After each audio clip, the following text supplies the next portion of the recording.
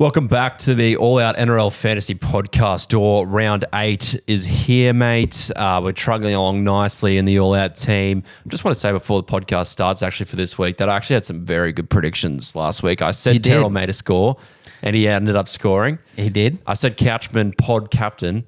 And he gobbled. He gobbled, all right, 80 points. I'm quite disappointed that the All Out team didn't get him, actually. And we were looking at getting him, but we ended up going with Fogarty due to the Campbell. It was a bold prediction, and it was good. You've nailed it, brother. Yeah. You nailed it, and a lot of the followers really appreciate the great advice, brother. So, look, all you can do is give yourself a pat on the back and go from there. Bloody oath, mate. It was a pretty good week for the All Out team, albeit a lot of big scores. Everyone did quite well. We ended up with 945 Cord. Look, the Haas captaincy was looking great until Nathan Cleary played the game after and decided to really wind back the clock with 93 points. And then obviously yesterday as well with Tyrrell May, 86 points from him. So look, Fogarty and Katoga were the ones that we got in. Katoga was absolutely awful, respectfully. It was the cardio, respectfully. 16 points for Katoga. But luckily Fogarty was very, very solid, 57 points from him. So we'll take that considering the Campbell injury. Yeah, look, it's sort of at this point, round 8, the first bye round's in round 12, so you're really looking ahead here and thinking, if you're playing overall, what players are you going to be trading in so they play that first bye round? Yeah. And remembering that you only have to have 13 players in those starting positions, so that was really exactly important. Right. That was another reason why we also went Fogarty, because unfortunately Couchman doesn't play that first bye round where the Raiders do with Fogarty, so... Yeah, look, we did the double loop as well. So that was the old famous double loop. Yeah, that was really good, and we ended up sending it with Tamale, and that worked out really well. So we executed the double loop really well. It was just obviously Hubner was eating in that first he was eating 20 minutes against the Dogs on Good Friday, but then unfortunately had that Category 1 HIA. And he's close to borderline being a sell, but I might keep him for another week and just see what happens. But look, there's plenty to discuss in this TLT call. Yeah, it's quite a big one, wasn't it? And real quick before we get there, Thames, Rasta Thames top, I can't really see the rest of his name, but he is currently leading the All Out League, is also first overall. So if you're listening, mate, congratulations to you. There's 5,206 of you in the All Out League. Definitely the most people in any league in NRL fantasy. So we a big shout out there to everyone in the All Out community. But shout out to Thames, who is doing Rasta very Thames, well. Yes, well done, mate. Yeah, consuming, mate. Very, very special. He's consuming, all right. Yes, he is.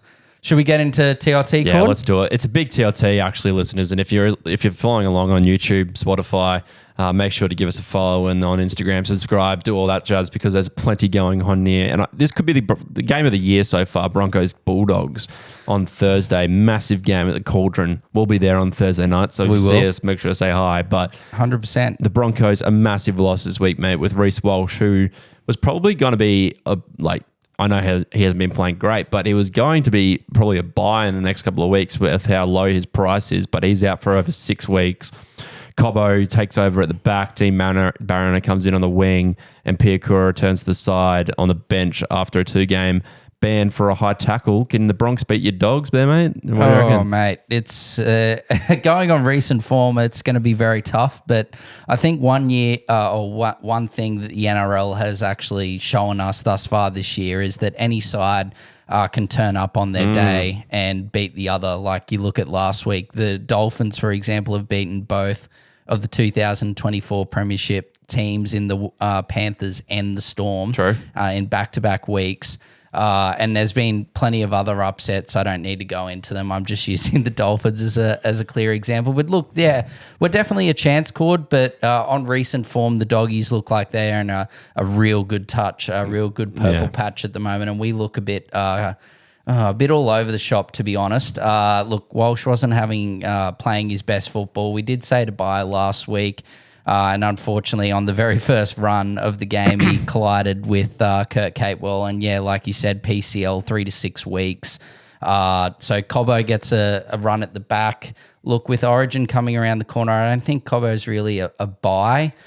But the one thing I see from this team list is that bench is looking very weak in the middles, and I'm thinking Payne Haas could play either, or I don't think he'll play 80, but I think he should be playing more minutes than he has done thus far this season. I think he might get an extra 5 minutes than what he has. Yeah, it's looking only very one, short, isn't it? Only one middle there on the bench with Corey Jensen. You got 2 second rowers there. I assume Willison's going to come in and he'll come off there in the second row and then move into the middle rotation.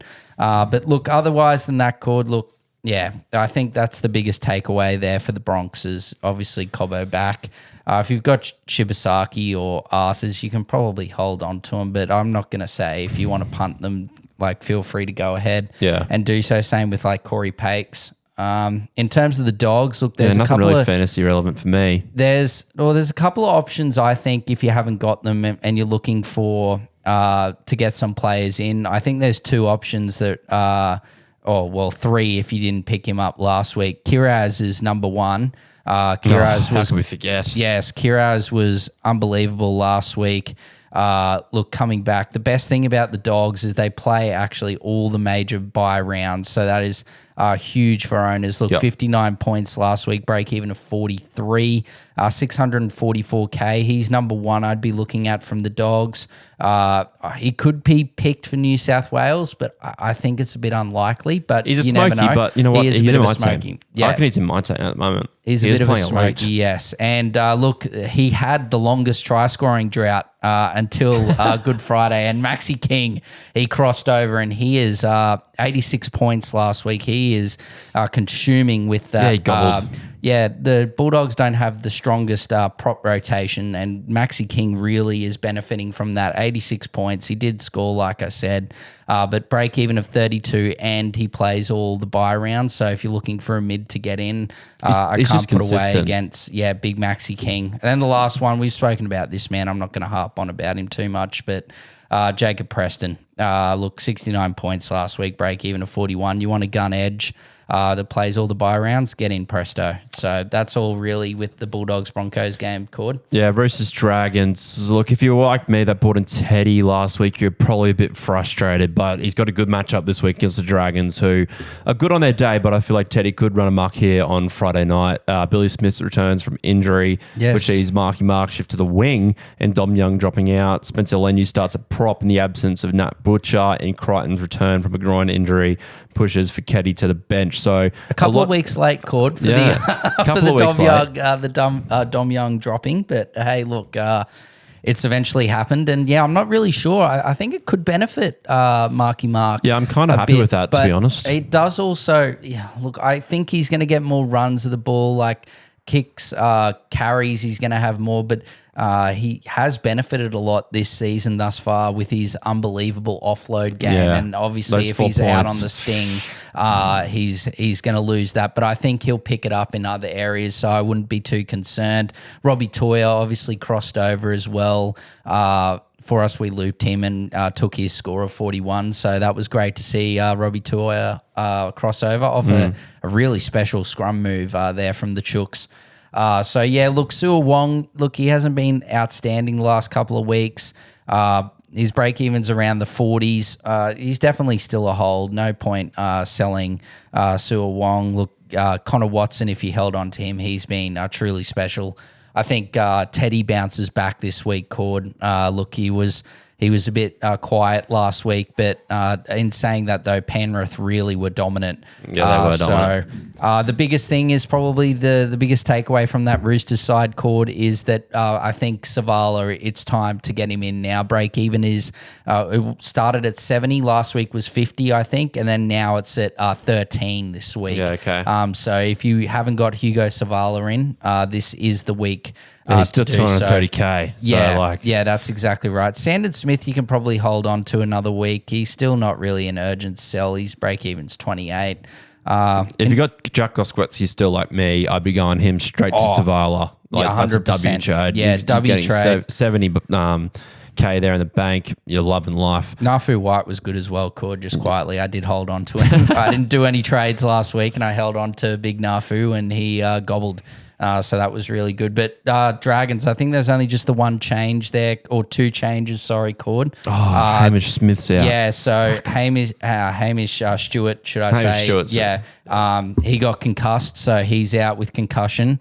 And then there's he's replaced by the returning Emre Gula from suspension. And then there's also I think it was Matt Feeney came in last week, but he had that hip drop tackle and suffered that serious, I think it was syndesmosis injury.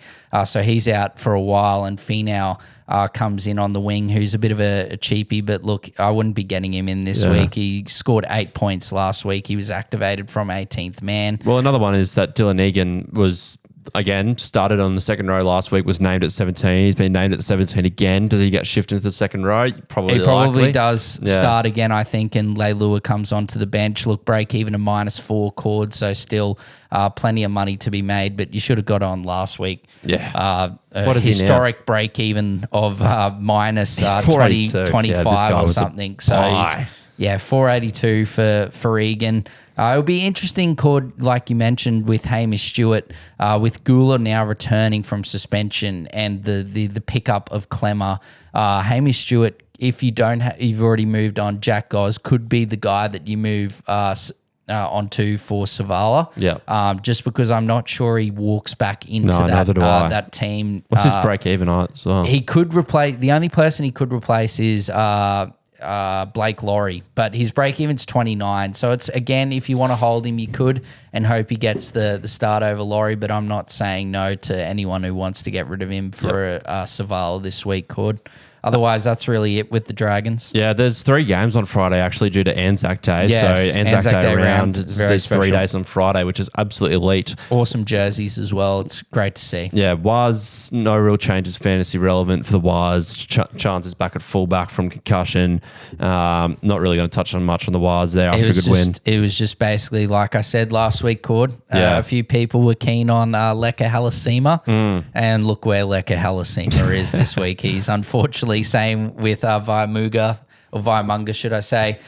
They're both back on the bench with Kurt Capewell, who did play centre last week, back in the back row. Aaron Clark did his chances, or his money making. Yeah, his money making or reasons to buy him. No harm at all. He got 53. He's got a break even at 23. So look, if you're looking for a little bit of a hooker mid dual cheapie, Aaron Clark is definitely a good pickup this week. Diabolical news for any Kant owners. Dylan Lucas is back on deck, so he moves to the bench, which makes him probably a sell this week.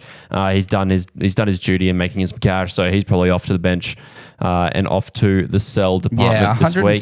171k Cord. He's done as well. He's made his money, but look, you could keep him. I wouldn't be playing him, but look, if he's coming off the bench, I'm not really sure what his role is going to be. Just a quick one on Callum Ponga. Sell 606k now. Look, I'm just holding on to him. You can break even 75. You can sell him if you want to, but I'm just going to hold on to him until it gets closer to Origin or something, and then I might move him on to someone else. But he's losing money fast. He's losing money very fast, but it's not like there's that many wing fullbacks. Like Kiraz is probably the only one I'd say, go ahead, and trade him to. Look, Mars, you had a absolute barnstorming game on the weekend. I think you got like 85, heaps of tackle busts. So look, that's another option. But look, I think Ponga will bounce back eventually. Fletcher Sharp's a good cheapie, brother. Or not cheapie, should I say, a pod. If you're looking for a pod half, Fletcher Sharp is a good option. I picked him up a couple of weeks ago, and he's been great. Unfortunately, he was the mastermind behind Bentley's demise last weekend. 62 points for Sharp. But look, he's a real good, solid player. And look, Dylan Lucas, if you want to pick him up this week, Cord, get him back in. He's got a break even of 40. So me personally, as well as coming back from a hamstring, I'm happy to see 1 week from Lucas and then potentially get him in next week. But if you want to go this week, feel free to go ahead. Why not? Yeah, why not? One team that does need to bounce back is a Storm, and after the loss of Jack Howarth, they got Nick Meaney back, so Jack Howarth now moves to a sell department for us. Tui Kamikamica is also out with an ankle injury, and nothing really relevant there for the Stormies. For the Rabbitohs, however, Latrell Mitchell there's plenty of changes shifts here. back to fullback, and one-time Dally M leader Jai Gray goes to the bench, with Lewis Dodd dropping out of the side completely after debuting last week. Campbell Graham shifts into the centres for Ewan Aiken to the back row. And Jaden Sullivan returns from suspension at halfback to partner Cody Walker. So plenty going on there in that game. Yeah, there's plenty of movements here. I think the biggest takeaways fantasy-wise is obviously Ali Katoa didn't have his greatest game last week, 25 points. I expect him to bounce back in this clash. The other thing is as well, 100%. Pappenhausen might start to lose, not lose, but his point scoring might not be as good as it has been, because I assume that Nick Meaney will, even though Pappenhausen's been kicking the lights out, I assume Nick Meaney will come back and take the goal kicking. So Pappenhausen might lose, I don't know, the way the Storm have been scoring outside of last week, probably around like 10 points a game. With how well he's kicking. Look, Latrell back to fullback, that's big. Would I say go and get Latrell with a break even of 76 against the Melbourne Storm? No, I'm not saying go and get Latrell this week, but definitely one to monitor. But again, I think it's now too close to the origin period you touched on with the bye rounds coming up, Cord. I think it's a bit too close there for that, so I wouldn't be getting Latrell. And look, the only other thing is, like I said, with Lachlan Hubner, hopefully he can come back in. I'd be inclined to not sell him. I'd be one to keep him and use him as a loop.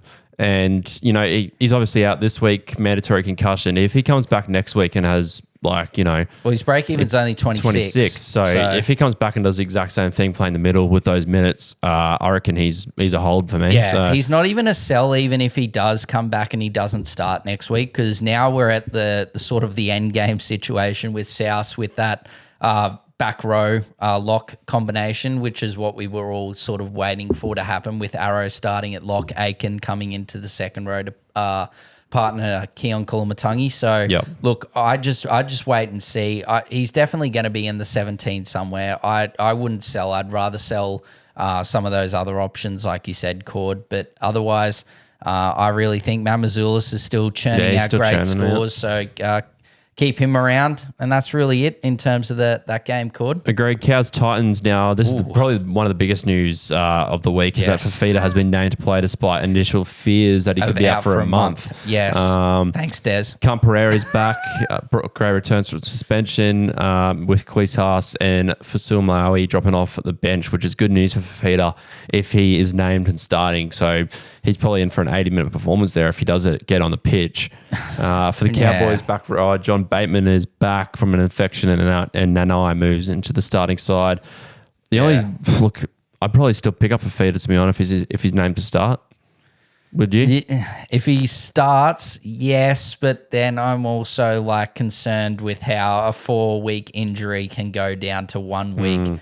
Unless Des was putting a bit of Monday, unless a bit of Monday mayo was being applied from Des. Look, 668k, 22 break even. Oh yeah, I think if he starts, you have to. But again, like if he stays on the bench, you can probably wait another week, because he's probably going to get a 30-40 score. Hopefully that he gets through the game unscathed, and then pick him up next week, because to be honest, he's no certainty for Origin. One certainty, though, Cord, this week is I would be playing Jackson Purdue with confidence this week. Real confidence. We haven't played him. How much confidence? A lot of confidence. I think he's in for at least a 40-plus fantasy No, you got point score. You got to say bold, Dor. You got to do something bold. Why? Well, look, if I need to increase it by 10, I will. I'll say 50 plus. Okay, 50. 50 plus, yes. I think he is just killing it, and I think he'll benefit from that buy round that the Cowboys just have had. And look, he's been probably the form fantasy center of in regards to the cheapies outside maybe Stafford Toa. So yeah, I think you can definitely play Purdue with confidence, especially with Parramatta on the bye, with your Katogas, Iongis not playing this week. So yeah, I think that's really it in terms of Cowboys and Titans fantasy news. Obviously, like Cord said, Firma's definitely a hold. Tino definitely is a hold. You can buy him, but it's probably a bit too close to Origin to be buying. Tino, and look, if Fafita starts, I think you've got to go. You've got to get him in. Got to get him in, eh? So, yeah, on to the next game, Cord. Yeah, next game is the Panthers and Manly. Panthers draw just keeps getting harder. They're really going to have to work for their wins this year, as they did against Roosters. But And they had an Nathan's absolute back, blinder. Cord. Nathan is back with a massive 94 performance, which was lovely to see. Massive boost for this Eagles, though, with star fullback Tom Trbojevic named to return. Would I say buy him? Get it. Absolutely not. Do not get him. I don't get it. Hopper moves back to the wing. Talau goes back to the bench. Look, the Manly are all over the shop here. They're in trouble for possibly missing the 8, to be honest, in my eyes.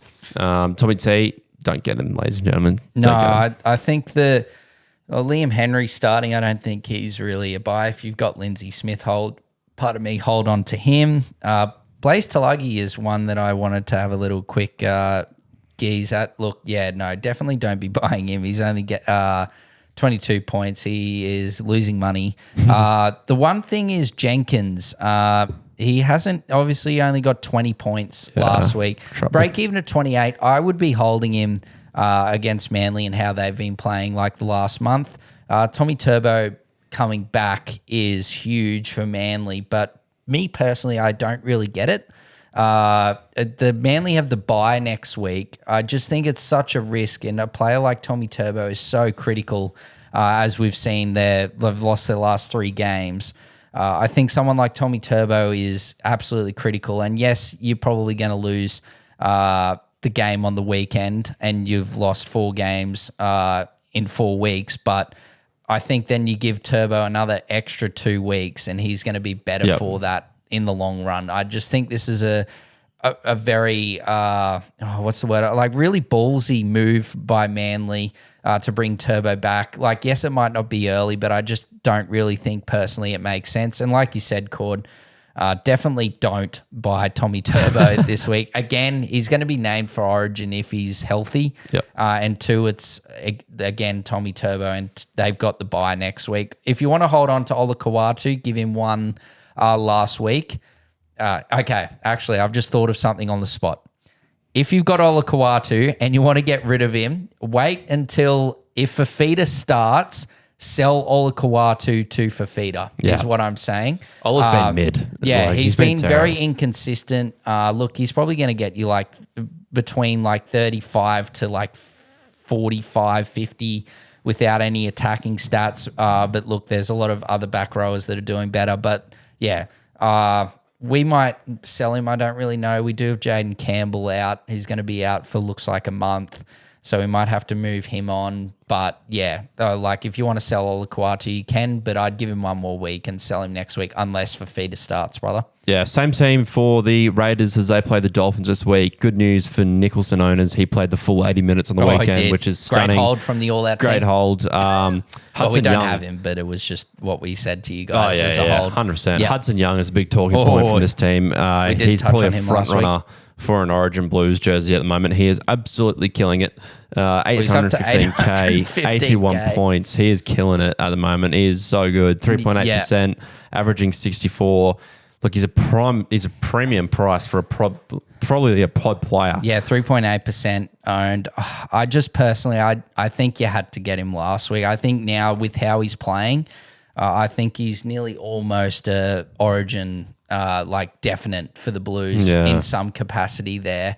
But if you don't think he's going to make Origin, you think that they've got, your Liam Martins, your Angus Crichtons, your Ola Kawatus, those type of guys that are going to get it over him, well, feel free to go for it. But you're paying like top quality dollar for him, like you just touched on, Cord, 815K. In terms of the rest of the Raiders, look, if you sold Starling last week like we did, you're very happy.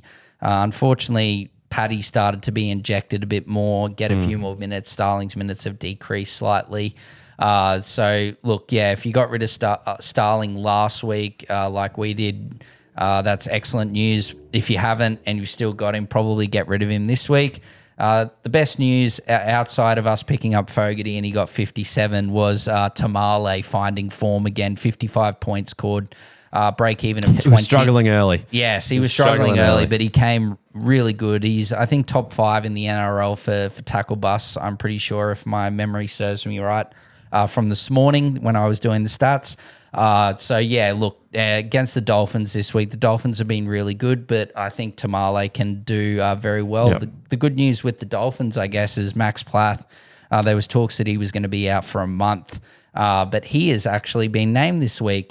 So a bit of a Easter miracle with Maxi Plath. And he has actually been named. No Marshall King and no Felice Kafusi for the Dolphins, which sees he started the season as a Dragon, but he is now a Dolphin. Francis Molo to make his Dolphin debut, so that will be one to watch. And outside of that, I don't really think. Look, if you've still got Tom Gilbert, please sell him as quick as possible because unfortunately he is just not it at the moment, Chief. So outside of that, if you haven't got Herbie, you want a gun center, get Herbie. I don't need to rave about 100%. How good Herbie is. So that's really it for that game, Cord. Yeah, last game of the round, Tigers, Sharks, and, it's a long week in the NRL, and it's a long week clearly for the West Tigers as they are bringing the Lockie Galvin back into the side. Yes, Galvin is back. It lasted all of 1 week, Cord. He played a bit of reserve grade, but look, he only played reserve grade for 1 week. And I think if the Tigers actually won that game, they might have actually not come back in. But because they lost and all this, all this media noise that's coming around, I think they've got to get him back in. But this is terrible news. Terrible news if you picked up Adam Dewey. If you picked up Adam Dewey, you are going to be very upset. Same as if you picked up Reece Walsh last week. They were both ripe for the picking. Look, is Adam Dewey a sell? No, I don't think so. He's still obviously named in the centres, but you'd rather him be in the halves. Could there be a situation where Galvin gets an early release?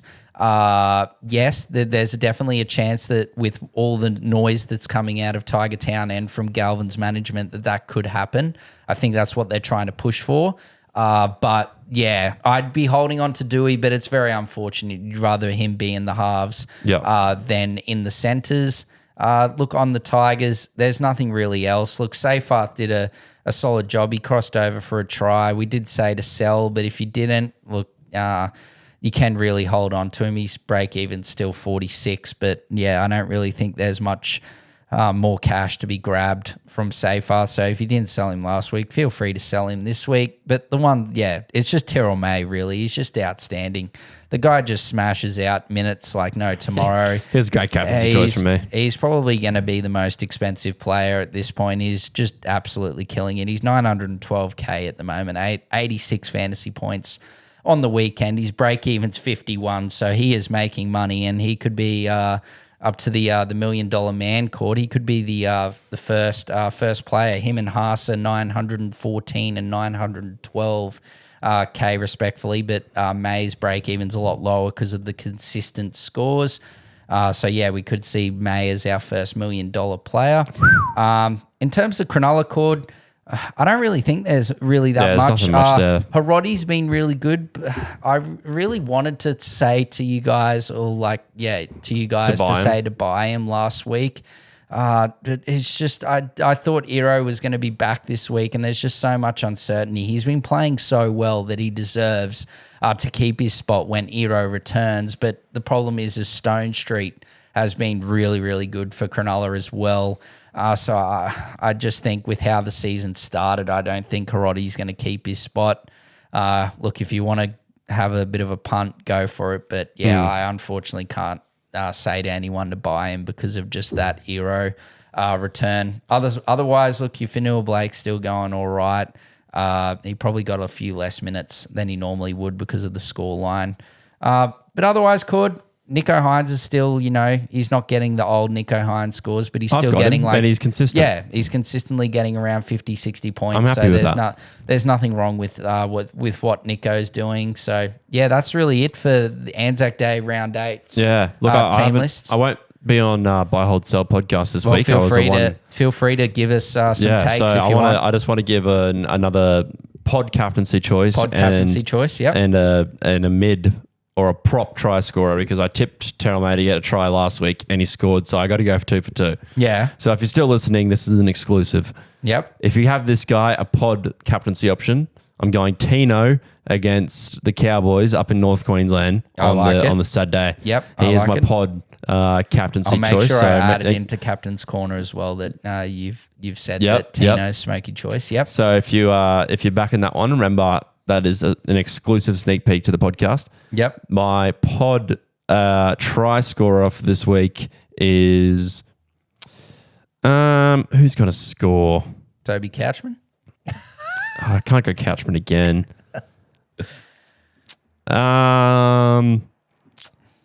Let's go. Stefano's going to score this week. Stefano. Yep. I like it. I think a few Stefano people have against Stefano. Souths. So Stefano against Souths. I like it. He scored 1 try this year. So it's about to be 2. Yeah, Okay. well, mate, I don't think there's anything wrong with that, especially with some of those tries that you look at how Maxi King crossed over against Exactly. South, Or who they're Terrell May. versing. Or Terrell May. But yeah, I'm thinking a nice short ball from Garlic Bread, Big Bronson Garlic, to Stefano close to the line, and he I crosses can already over. see it. I can already see it. We're envisaging it, brother. It is coming. But no, if you are still here, thank you for watching and listening, and we will see you next week for round 9's TLT podcast. And I believe that is Magic Round, so the magic is returning. I'll be there for all the days. I can't wait. So we'll see you then. Bye.